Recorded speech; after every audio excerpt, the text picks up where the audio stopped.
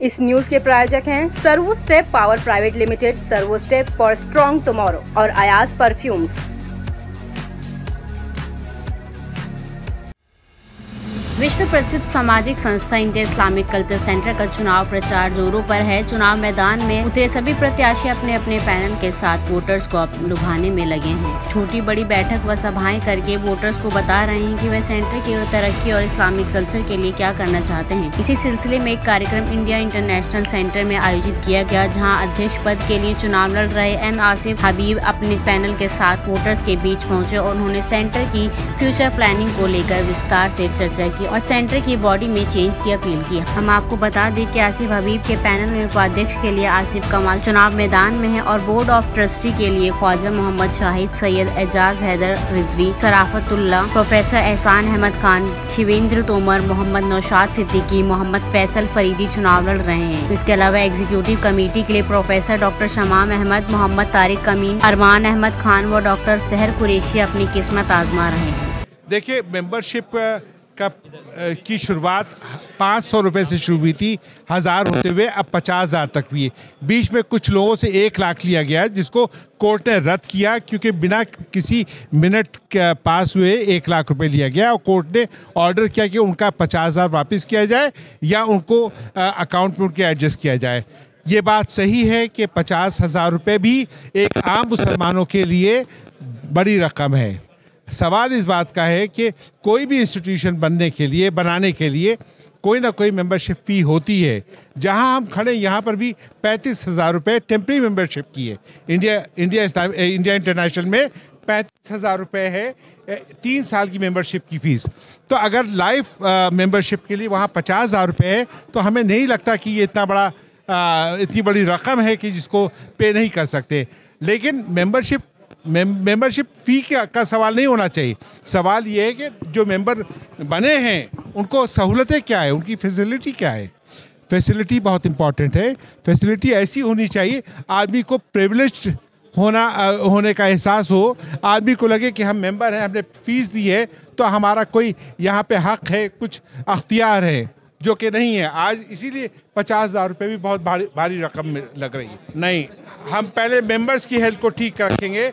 हम हर 15 दिन पे या हर हफ्ते हम एक क्लिनिक का इस्टेब्लिश करेंगे। जो मेंबर्स हैं जिनको हेल्थ केयर की ज़रूरत है वो कंसल्टेशन प्रोवाइड करेगी। वो क्लिनिक वो कोई दवा नहीं देगी लेकिन फ्री कंसल्टेशन देगी। हर हफ्ते मुख्तलिफ किस्म के डॉक्टर आएंगे सुबह से शाम तक। लोग क्या मेंबर्स उसमें आके अपने मामलात को डिस्कस कर सकते हैं अगर हेल्थ इश्यूज़ है। लेकिन ये तो बहुत छोटी चीज़ है मेंबर्स के लिए। आप कह रहे हैं हेल्थ केयर की बात, पूरी कौम के साथ हेल्थ केयर का इशू है। ये सेंटर हेल्थ केयर एक्सपर्ट्स को इनवाइट करेगी, इकट्ठा करेगी और उनसे राय मशवरा करेगी कि पूरे लोगों की किस तरह से हेल्थ केयर इश्यूज़ को सॉल्व किया जाए। क्योंकि लाइफ स्टाइल प्रॉब्लम बहुत हैं। डायबिटीज़ जो है ज़्यादातर life style problem, blood pressure. तो पूरे कौम को हेल्दी बनाने के लिए यहाँ से एक्सपर्ट अपनी एडवाइजरी इशू करेंगे और हेल्थ केयर एक्सपर्ट्स को जोड़ा जाएगा।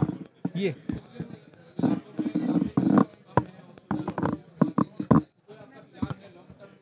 देखिए सेंटर कोई हॉस्पिटल या क्लिनिक नहीं खोलेगा, ना खोल सकता है।